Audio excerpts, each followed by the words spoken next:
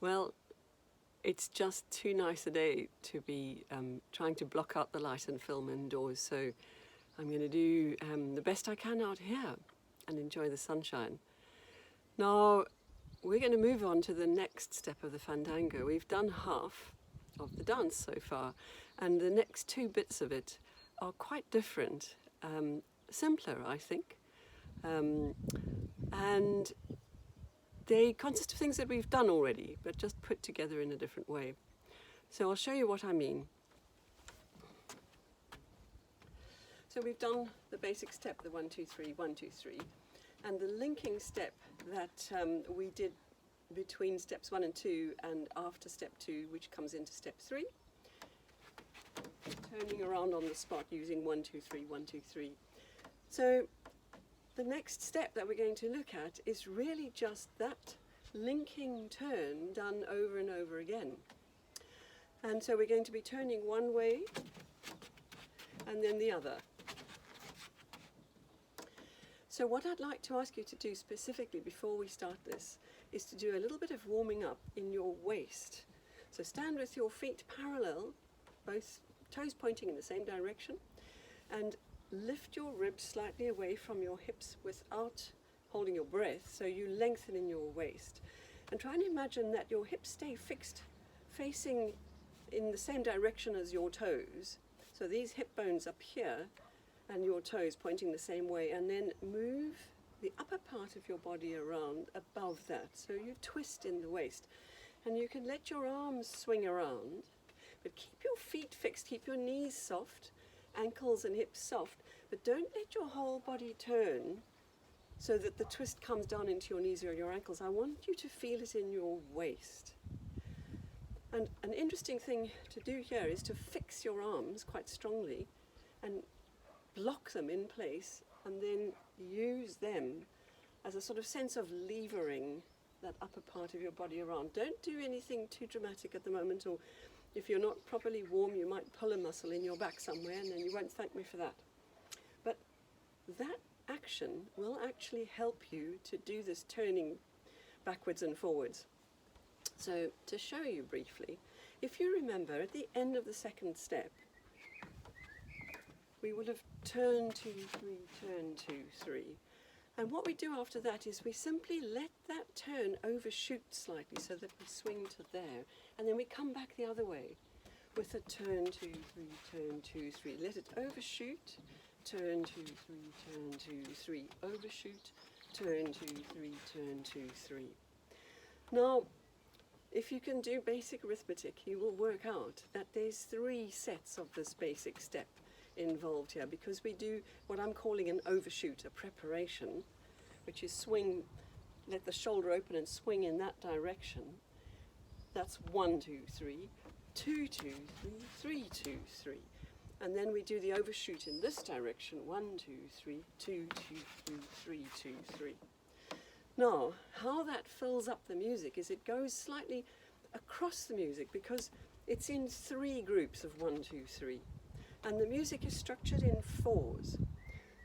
So if you do some quick adding up in your head, you'll see that if we've got 16 bars of music to fill, and this sequence, this little micro sequence, takes up 3 of them, then we're going to have to do that 5 times to get to 15, and we're going to have 1 bar over. This is why you should have paid attention in maths. 1, 2, 3, 2, 2, 3, 3, 2, 3. That's 1, 2. And you carry on, we do 3, 4, 5, and we've got 1 bar over, and what we do is we simply do a 1, 2, 3 to finish. And that leads us into the last step. But let's not get ahead of ourselves. So, if you work through this with me, you've got 1 foot free in front of you. You're standing on the back leg, as it were, the front foot is free. And you've just finished your tap, and 1, 2, 3, turn 2, 3, turn 2, 3. Overshoot, turn around, and overshoot, turn around. 3, turn around, and 4, turn around. This is the last one, 5, turn around, and 1, 2, 3. So that fills up your six. That is the whole of the third step.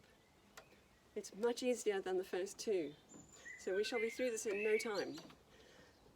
Little pointer. The reason why I asked you to do this warm-up is because you will find, okay, we dance with our arms up here, but yes, it is quite possible that they will droop a little bit. And you will find, whether you do it up there or down here, that if you actually use your arms as if they were fixed in place, and you use your head to look where you're going and then flick it around, it's called spotting, to look at a fixed point again, it helps you to go, because when you dance it fast. So you're turning one way and then you're flicking back the other way. So we go, if I take it from the point where we do the last of those second step, turn 2, 3, turn 2, 3, overshoot, turn 2, 3, turn 2, 3, overshoot, turn 2, 3, turn 2, 3, overshoot, turn 2, 3, turn 2. You can see what I'm doing. I'm using my arms, and I'm also making sure that I keep looking back. My fixed point at the moment is the camera screen, but you just find the point somewhere ahead of you, preferably something that's not moving too much, like another dancer who might go away, for example, but you can use another dancer, or just a point in your line of sight, and that helps you to kind of make sure you come back and you complete your turns. So what I'm going to do is I'm going to put on the slowed down version of the music, and I'm going to find a place in the music. I've edited so that it sort of fades in at a point where we can just do that last step too, turn around, and then we can practice those turnings back and forth.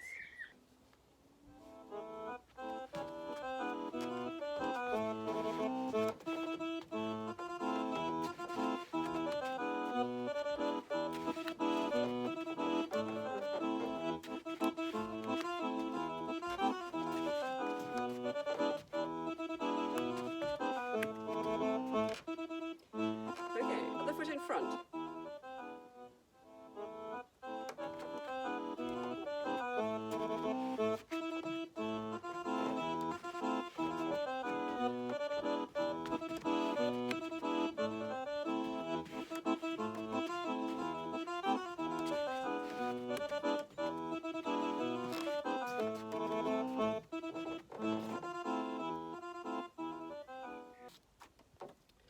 Very good.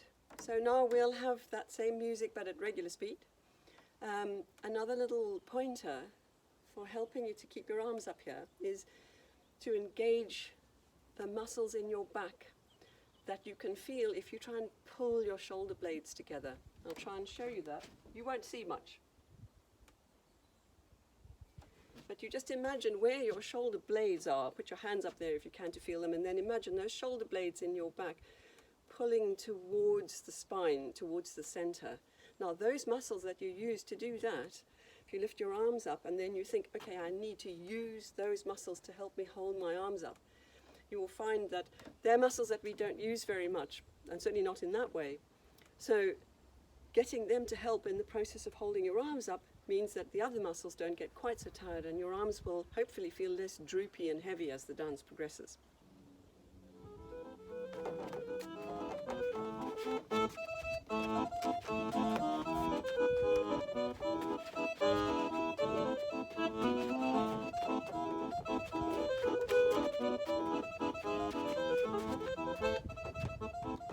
Other side.